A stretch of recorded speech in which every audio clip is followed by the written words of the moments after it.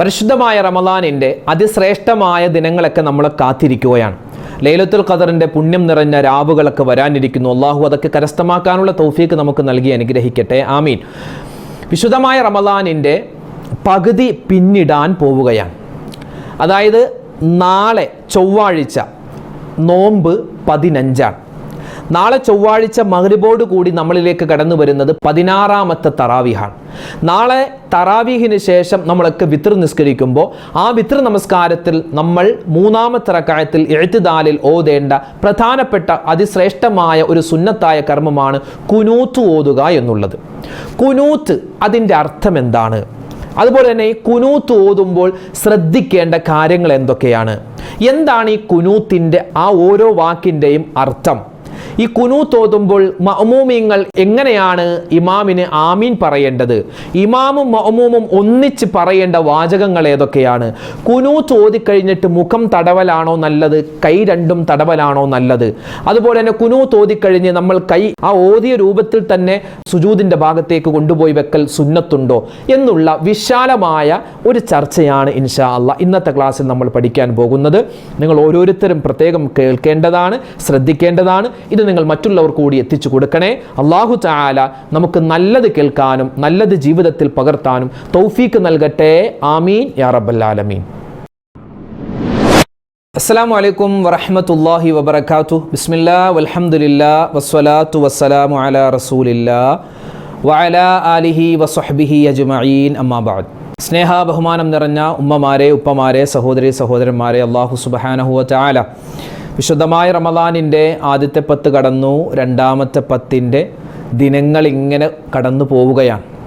അള്ളാഹുവെ പടച്ചവനെ, ഞങ്ങൾ ചെയ്തിട്ടുള്ള എല്ലാ അമലുകളും നീ സ്വീകരിക്കണേ അള്ളാഹു. ഒരുപാട് പേര് ഞങ്ങളോട് ദുആ ചെയ്യാൻ പറഞ്ഞിട്ടുണ്ട്.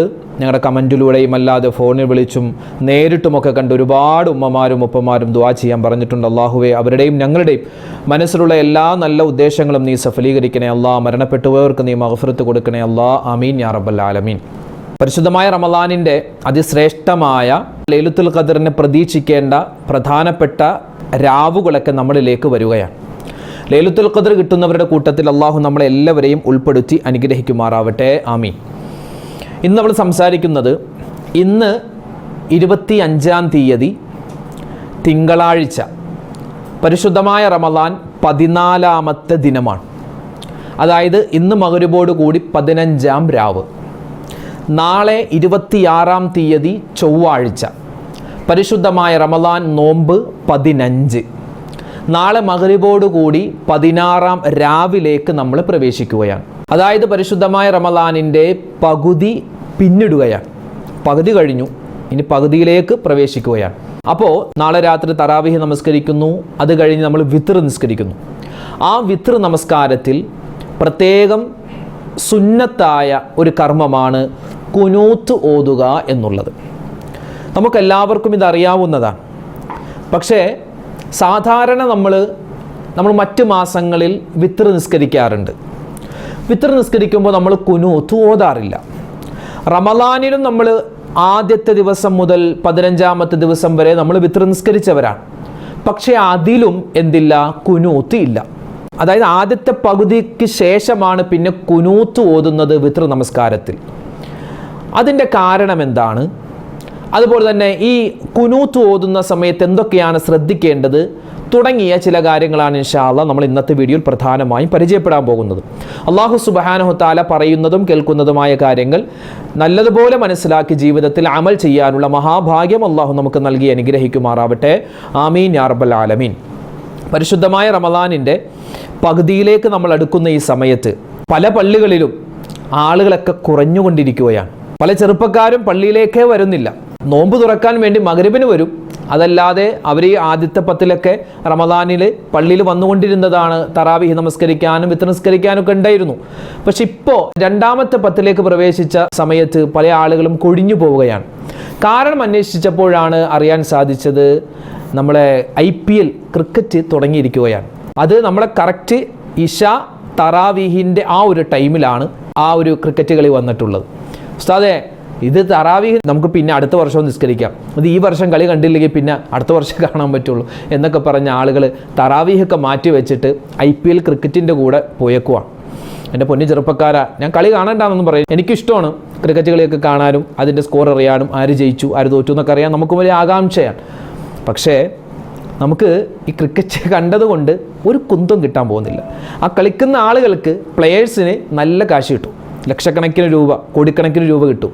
നമുക്കൊന്നും കിട്ടൂല. നമുക്ക് കോടിക്കണക്കിന് പ്രതിഫലം കിട്ടേണ്ട ഈ സമയത്ത് നമ്മളത് കണ്ടുകൊണ്ടിരുന്നാൽ നമുക്ക് നഷ്ടമാണ്. അവിടെ നിന്നൊന്നും കിട്ടാനില്ല, അള്ളാൻ്റെ ഭാഗത്തു നിന്നൊന്നും കിട്ടാതെ പോകാൻ പാടില്ല. അതുകൊണ്ട് വളരെ ഗൗരവത്തോടുകൂടി ഇനിയുള്ള രാവുകൾ നമ്മൾ പ്രത്യേകം ശ്രദ്ധിക്കണേ. ഇബാദത്തുകൾക്ക് മാറ്റുകൂട്ടേണ്ട ഒരു രാവും പകലുമൊക്കെയാണ് ഇനി വരാനിരിക്കുന്നത്. അള്ളാഹു സുബ്ഹാനഹു വ തആല നല്ല ബോധം നമുക്കെല്ലാവർക്കും നൽകി അനുഗ്രഹിക്കുമാറാവട്ടെ. പിന്നെ ചൂടുമൊക്കെയാണ്, തറാവീഹിനൊക്കെ ഭയങ്കര ദാഹമാണ്, അതുകൊണ്ടാണ് ഞങ്ങൾ വരാത്തത് എന്നൊക്കെ ചില മുടന്ത ന്യായങ്ങൾ പല ആളുകളും പറയുകയാണ്. പ്രിയപ്പെട്ടവരോട് സ്നേഹത്തോടു കൂടി ഉണർത്തട്ടെ. നമ്മൾ ആദ്യത്തെ ഒരു വീഡിയോയിൽ പറഞ്ഞിരുന്നു, പരിശുദ്ധമായ റമദാൻ മാസം എന്ന് പറഞ്ഞാൽ വലിയൊരു ഓഫറിൻ്റെ കാലമാണ്. സാധാരണ നമ്മുടെ നാട്ടിലൊരു ഓഫർ വന്നാൽ ആദ്യം വരുന്ന ആളുകൾക്ക് നല്ല സാധനങ്ങൾ കിട്ടും, അവസാനം വരുന്നവർക്കോ ആർക്കും വേണ്ടാത്തതാണ്. പക്ഷെ റമദാൻ എന്ന് പറഞ്ഞ ഓഫർ അങ്ങനെയല്ല.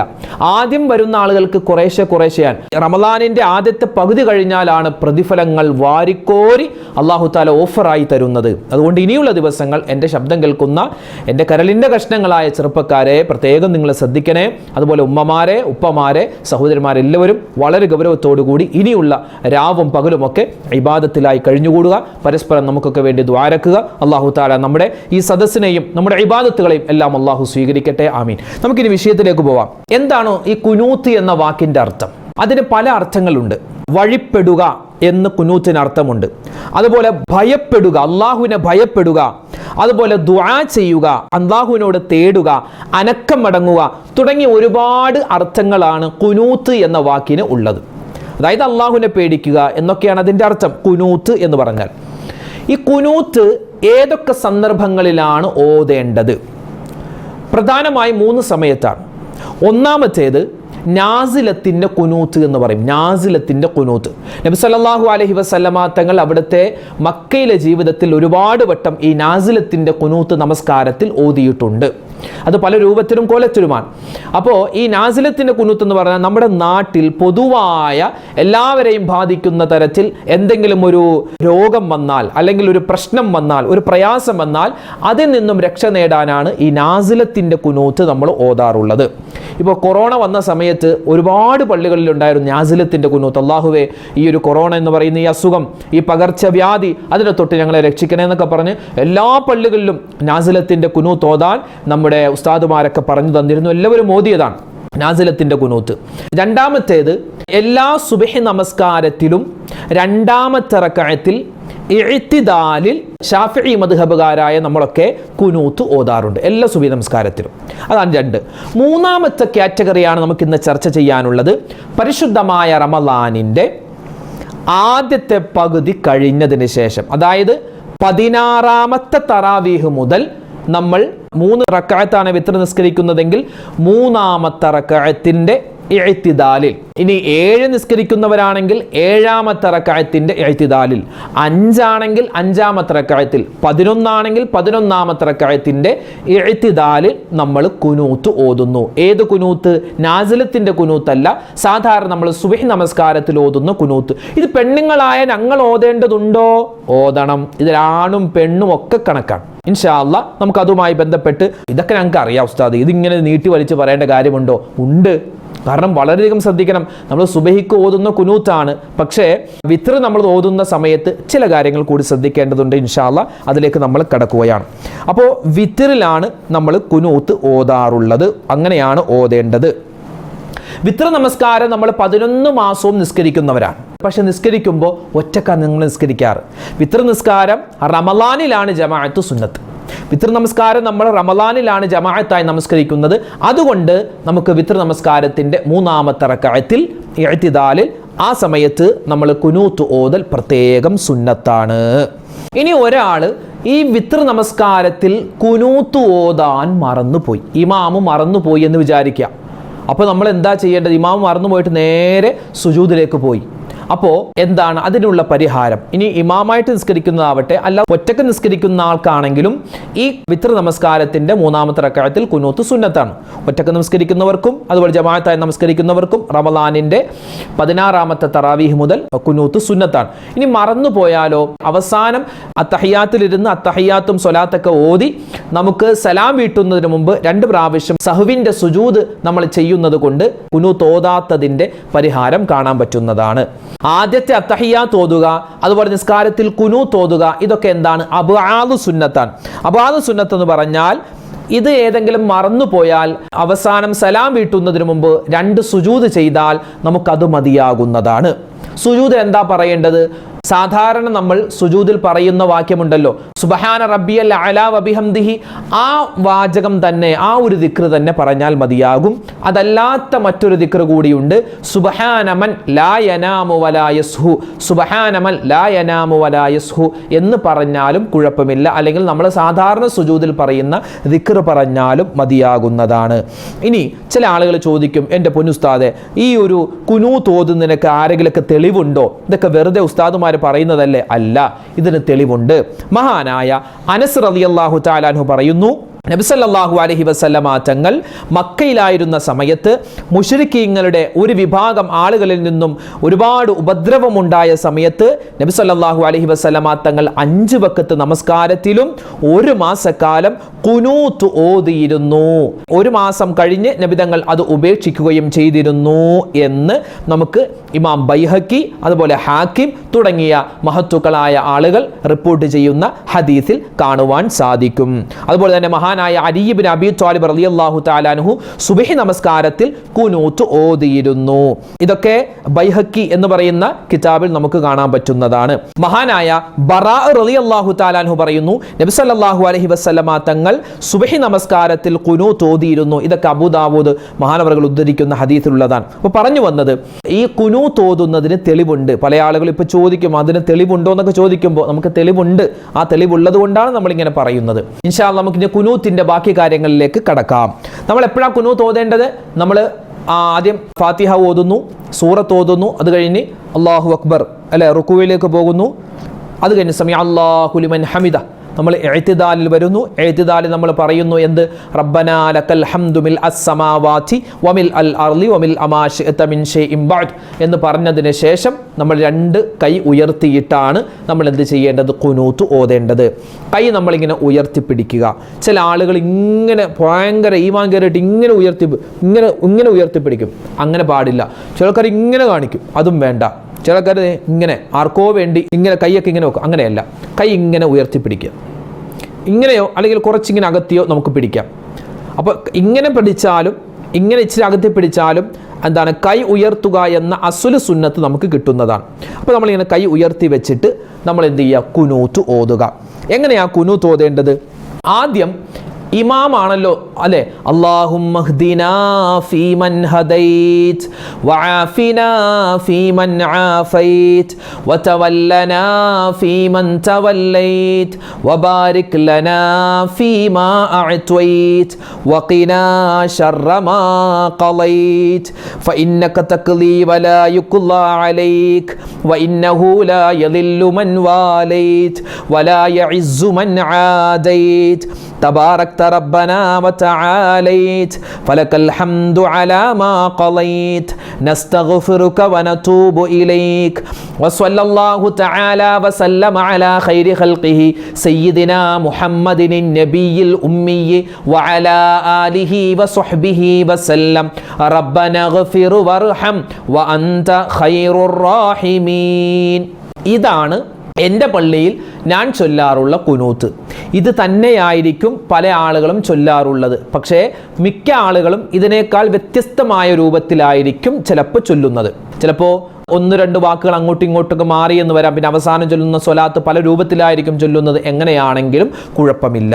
അപ്പോൾ കുനൂത്ത് അത് പ്രത്യേകം സുന്നത്താണ്. ഇനി ഒറ്റക്ക് നിസ്കരിക്കുന്ന ആളാണെങ്കിലും, റമളാനിൻ്റെ ആദ്യത്തെ പകുതിക്ക് ശേഷം ഒരാൾ ഒറ്റക്ക് വിത്ർ നിസ്കരിക്കുന്ന ആളാണെങ്കിലും അയാൾക്കും കുനൂത്ത് ഓതൽ 3-ാമത്തെ റക്അത്തിലോ അല്ലെങ്കിൽ 5 റക്അത്ത് നിസ്കരിക്കുന്ന ആളാണെങ്കിൽ 5-ാമത്തെ റക്അത്തിലോ ഈ കുനൂത്ത് ഓതൽ സുന്നത്താണ്.